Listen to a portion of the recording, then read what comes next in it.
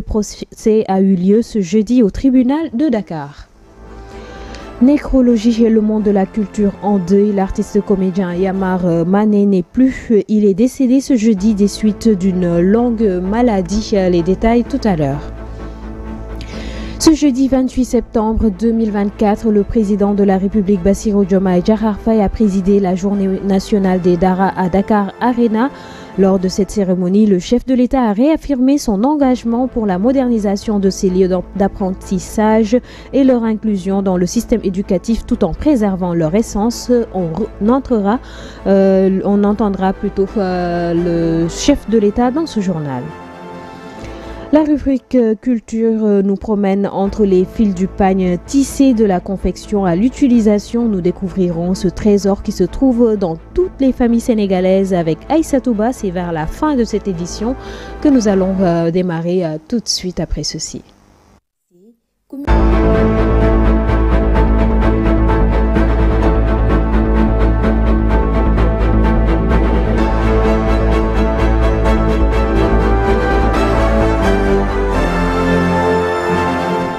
Bonsoir, mesdames, mesdemoiselles et messieurs. Cette soirée d'information que nous démarrons avec le procès Moustapha Diakhaté. En bref, l'ancien député Moustapha Diakhaté reste en prison. Il a été condamné ce jeudi à 2 mois ferme pour les délits d'insulte par le biais d'un système informatique et de discours contraires aux bonnes mœurs. C'est le prologue d'un procès qui a duré plusieurs tours d'horloge devant le tribunal des flagrants délits de Dakar, selon nos confrères du Soleil. Le procureur avait requis un peu plus tôt dans la journée une peine d'1 an de prison dont 6 mois ferme ainsi qu'une amende ferme de 300 000 francs à l'encontre du sieur Diakhaté. Devant le juge, le mis en cause a nié les faits qui lui sont reprochés, affirmant qu'il n'a jamais insulté personne. Je cite, « Je n'ai pas le droit d'insulter, à plus forte raison une communauté », s'est-il défendu. L'ancien parlementaire a toutefois réitéré ses propos selon lesquels celui qui met le bulletin d'Ousmane Sonko dans une urne est maudit. Des propos d'ailleurs, on s'en excuse, mais qui lui ont valu cette condamnation ce jeudi devant le tribunal des flagrants délits de Dakar. À présent, parlons de la communauté mauritanienne à Dakar. Ce jeudi 28 novembre, date de l'indépendance de la République de la Mauritanie, coïncide avec l'anniversaire d'événements tragiques concernant 28 officiers noirs durant le règne de l'ex-chef d'État Ould Taya. À l'occasion de la 35e édition commémorative de la coordination des organisations de réfugiés mauritaniens au Sénégal, a fait face à la presse pour dénoncer ces actes qu'il juge inhumains et réclame par la même occasion que justice soit faite. Leurs propos ont été recueillis par Ndella Ndiaye et Boubacar Diagne. Accédant à la souveraineté nationale et internationale en 1960, les régimes qui se sont succédés ont tous prôné un système d'État adossé à la ségrégation, à la discrimination et à l'exclusion. Ces politiques d'exclusion ont touché de plein fouet d'importantes franges de la communauté noire du pays. Discrimination dans les établissements scolaires, dans l'administration, affectant même l'armée. Les cadres et élites noirs ayant observé ces états de fait ont jugé opportun d'alerter la communauté nationale et internationale. C'est ainsi qu'en 1986, il publie le manifeste du négro mauritanien opprimé. Ce document au demeurant est rationnel et objectif, rédigé pour servir les citoyens de façon égalitaire et équitable sans aucune autre considération. Le président Taya apprend l'existence du manifeste sur la tribune de l'OIA, actuelle Union africaine. Furieux, il se met dans tous ses états et ordonne de purger les auteurs de ce sermon. De la disposition de la Convention de 1945, on peut aisément qualifier les crimes contre l'humanité commis en Mauritanie de génocide. Notre conviction, coordination des organisations de réfugiés mauritaniens au Sénégal et qu'il ne pourrait y avoir de paix, de cohésion sociale, d'unité nationale sans la boussole de la justice. Venu présider la 3e édition de la journée nationale des Daara sous le thème de l'excellence et de la spiritualité, le président de la République, Bassirou Diomaye Diakhar Faye, a rappelé au gouvernement l'impératif d'une meilleure intégration des Daara dans le système éducatif sénégalais, tout en préservant plutôt leur singularité et leur richesse intrinsèque. Ces propos ont été recueillis par Mansour Diassé. En célébrant les Daara aujourd'hui, nous honorons non seulement leur héritage historique, mais aussi leur rôle central dans notre vision éducative contemporaine. Plus encore, nous nous engageons solennellement à soutenir leur modernisation et à intégrer pleinement et entièrement les Daara dans le système éducatif sénégalais, tout en préservant leur singularité et leur richesse intrinsèque. Si les Daara rayonnent par la noblesse de leur mission, c'est grâce en grande partie à celles et ceux qui les portent au quotidien. Je tiens à saluer ici avec déférence la déférence qui s'impose, les Borom Daara, ces éducateurs hors pair, véritables artisans du savoir et de la vertu. Par leur dévouement, souvent dans des conditions difficiles, ils inculquent aux jeunes générations des principes de foi, de discipline, de respect, d'humilité qui constituent le socle de leur épanouissement. À leur côté, les Ndeyu Daara jouent un rôle tout aussi fondamental. Ces mères courageuses et généreuses, souvent dans l'ombre, assurent le soutien logistique et moral indispensable à la vie des Daara. Éducation toujours, mais cette fois-ci enseignement supérieur. Par un communiqué, le recteur et président du conseil académique de l'université Assane Seck de Ziguinchor a porté à la connaissance de cette communauté universitaire que cet organisme s'est réuni ce mercredi pour réexaminer la situation qui prévaut au sein de l'institution. À l'issue de cette rencontre, le conseil a annoncé avoir pris les décisions suivantes: la fermeture jusqu'à nouvel ordre du campus pédagogique, la dissolution des amicales d'étudiants et la suspension de leurs activités de renouvellement, la dissolution de la coordination des étudiants, la saisine des instances internes pour des propositions de modalités de reprise. Le conseil de préciser dans son communiqué que la dite décision de fermeture ne concerne pas le centre universitaire de Kolda et l'UFR 2S.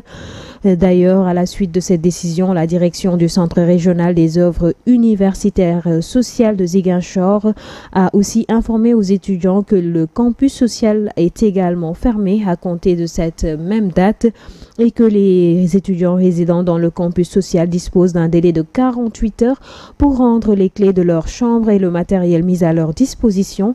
Cette mesure vise à garantir la sécurité et le bien-être de tous conformément aux directives émises par le conseil académique, a déclaré la direction du Centre régional des œuvres universitaires de Ziguinchor. Après sa fermeture, la réaction des étudiants n'a pas tardé. Ces étudiants de l'université Assane Seck de Ziguinchor dénoncent avec la dernière énergie cette décision du recteur et appellent le gouvernement à régler cette situation dans les meilleurs délais. Mohamedan Fall, étudiant à l'université de Ziguinchor, a été joint au téléphone par Djibril Niane. Parce que ce qu'il fait là, c'est une situation qui est catastrophique et décourageante. Parce que je pense que s'il décide de permettre, ou bien de prendre une décision, de permettre le campus pédagogique et le campus social, il va ramener tous les étudiants, la majeure partie des étudiants, dans le chômage technique. Il veut dissoudre l'amicale, la coordination des amicales des étudiants. Ça, c'est une menace de toutes les autres universités. Parce que s'il réussit de dissoudre la coordination des amicales des étudiants de l'université Assane Seck de Ziguinchor, il va continuer à dissoudre les autres coordinations des autres universités. Et cela va amener une crise de l'éducation au niveau national. Alors que c'était le ministre qui était ici en décembre et promet les étudiants que je vais terminer les pavillons dans 2 mois. Et vu que la situation actuelle, je pense que les étudiants de la Seine-Saint-Exupéry, ça commence à diaboliser le ministre avec la population. Il commence à dénoncer ce qu'il nous promet, alors qu'il ne respecte pas ses paroles comme ça. C'est la raison pour laquelle il a permis cette université. Mais il ne base sur aucun qui pour dissoudre l'amicale et de fermer cette université. Mais il pense que ce qu'on est en train de faire là, ce n'est que de la diabolisation.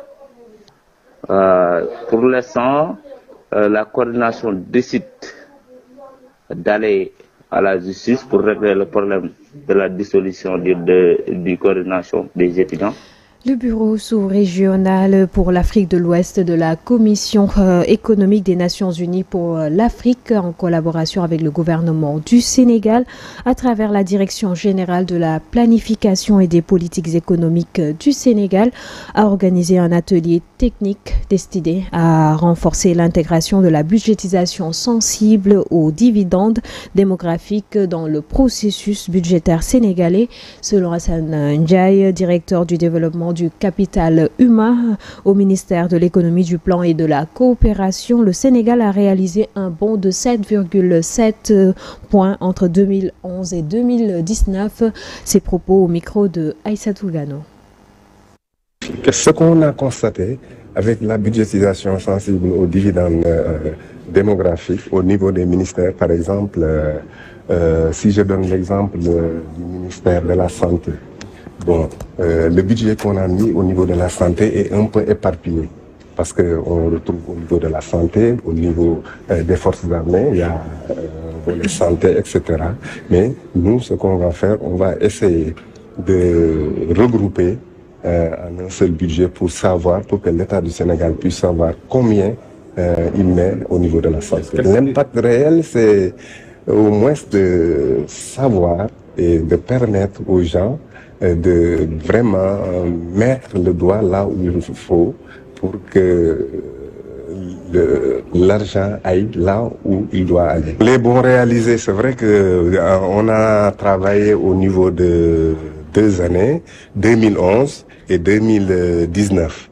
En 2011, c'était moins de 40 quelques, et au niveau de 2019, avec 2019, on est au niveau du DDMI à 49, moins de 50%, 49,3 je crois. Le Sénégal n'a pas encore capturé son dividende démographique, mais ça c'est des données de 2019. Peut-être l'année prochaine, on va faire le DDMI de 2023. Et on est sûr que le Sénégal sera au-delà de 50%. Le ministre de la Santé et de l'Action sociale, Dr Ibrahima Sy, a présidé ce mardi 28 novembre, ce jeudi plutôt 28 novembre, la 4e édition des Journées scientifiques du sida du Sénégal au Centre international de conférence Abdou Diouf de Diamniadio, réunis sous le thème vers l'intégration, innovation et impact. Les acteurs de la santé et partenaires comptent vaincre le VIH-Sida d'ici 2030. Selon le ministre, éliminer la maladie ne se limite pas seulement à réduire la prévalence du virus, mais il faudrait également garantir l'accès universel à la prévention, au dépistage et au traitement. Ces propos ont été recueillis par Amsatou Gano. Cette démarche résonne particulièrement avec le 3e axe de la vision Sénégal 2050, qui met l'accent sur le renforcement de notre capital humain et l'équité sociale. Pour garantir cette souveraineté, il est essentiel d'assurer un accès équitable à la santé pour tous.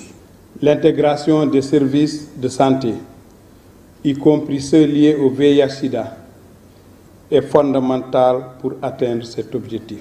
Ainsi, le plan stratégique national pour une riposte multisectorielle intégrée contre le sida, la tuberculose, les hépatites virales et les IST.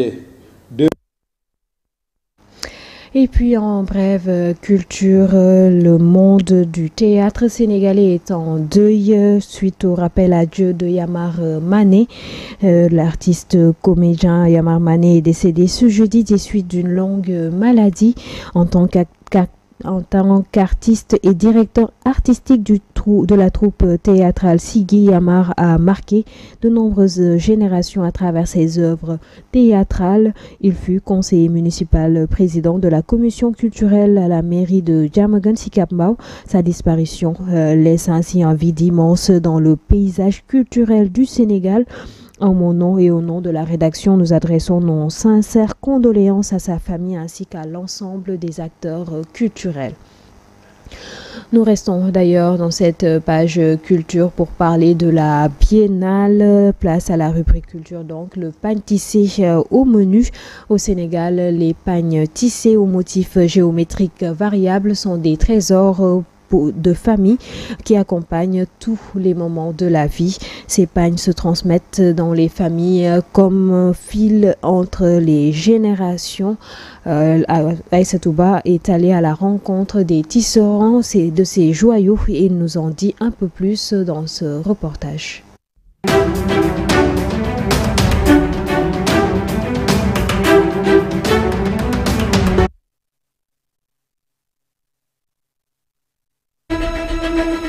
Les pagnes tissées, communément appelées sorurabal au Sénégal, ces œuvres d'art confectionnées à partir de bandes tissées, puis cousues avec des fils de coton ou de soie, de couleurs vives ou avec des motifs pleins de sens. Ces pagnes peuvent être retrouvés partout en Afrique. D'ailleurs, les modèles diffèrent selon le pays, de même que l'appellation. S'il est dénommé baoulé en Côte d'Ivoire, il s'appelle le kente ou kita au Ghana. On l'appelle mandiak au Sénégal, le faso d'Anfani au Burkina ou encore le canveau au Bénin. Au Sénégal, ce travail artistique est exercé la plupart par des mandiaks, pépel et mancagne de la Guinée-Bissau, d'où son appellation du fameux Serundiago. En effet, ces véritables origines remontent dans le pays de la Guinée-Bissau, plus précisément dans le village Kalkis. Tisserand depuis 1980, ce Bissau-guinéen nous dit plus sur l'histoire de ces pagnes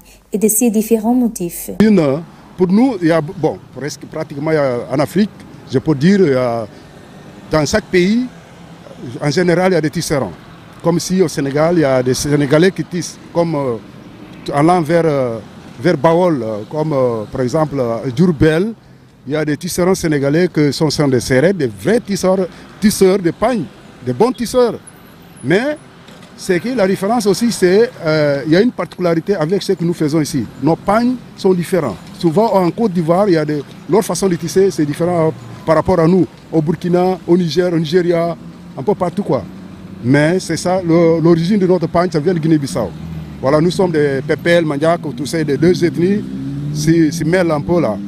Mais ce sont tous des tisserands. Entre savoir-faire et talent, ce jeune étudiant doté d'une formation succède à son père sur le tablier de tisserand. Il décortique ainsi les différentes étapes de confection. Pour faire les pagnes, il faut d'abord les filer et les ranger dans les pédales. C'est trop compliqué, comme vous le voyez. Il y a différents motifs, mais il faut un apprenti pour la finition. Mais le tissage de pagne nécessite une formation, même si l'expérience est indispensable pour la maîtrise. Une formation là, mais la formation est nécessaire, mais l'expérience est aussi importante, tout comme la fréquentation. Je pratique le métier depuis 1980 et je l'ai appris de ma famille, mes frères et autres. Depuis 1980. Mais ce jeune tailleur a l'ambition de moderniser les pagnes avec des modèles créatifs. Il apporte sa propre touche. Avec les pagnes, on peut faire des robes et d'autres modèles et nous les vendons à Colobane et à l'étranger par commande. Pour le mélange, ça dépend. du tissu.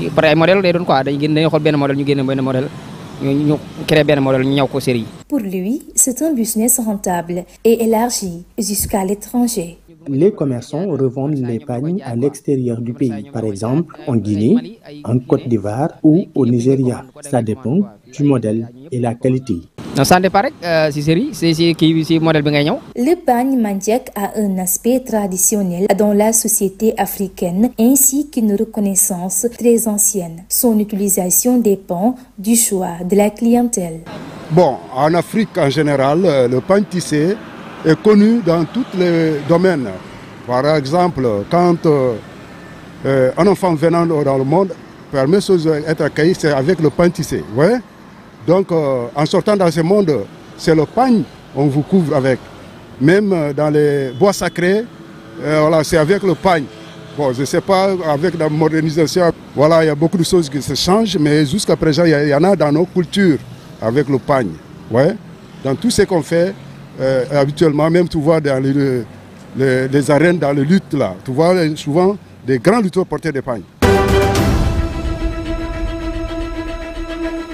Et à noter que ce vendredi, le biennale nous invite à célébrer l'art de la créativité à travers des visites scolaires prévues le samedi 30 novembre à 10h. Au pied du monument de la Renaissance africaine à Dakar se dresse l'exposition photographique intitulée Yaïdound, le général vivant en Wolof, de l'agronome photographe français d'origine marocaine, Raphaël Belmont. Un projet ce 27 novembre qui met en lumière les actrices de l'agroécologie et du système alimentaire au Sénégal. Une activité qui entre dans le cadre de la Biennale Dakar. C'est tout pour le journal de la culture. Merci de l'avoir suivi. Rendez-vous jeudi prochain pour d'autres informations culturelles.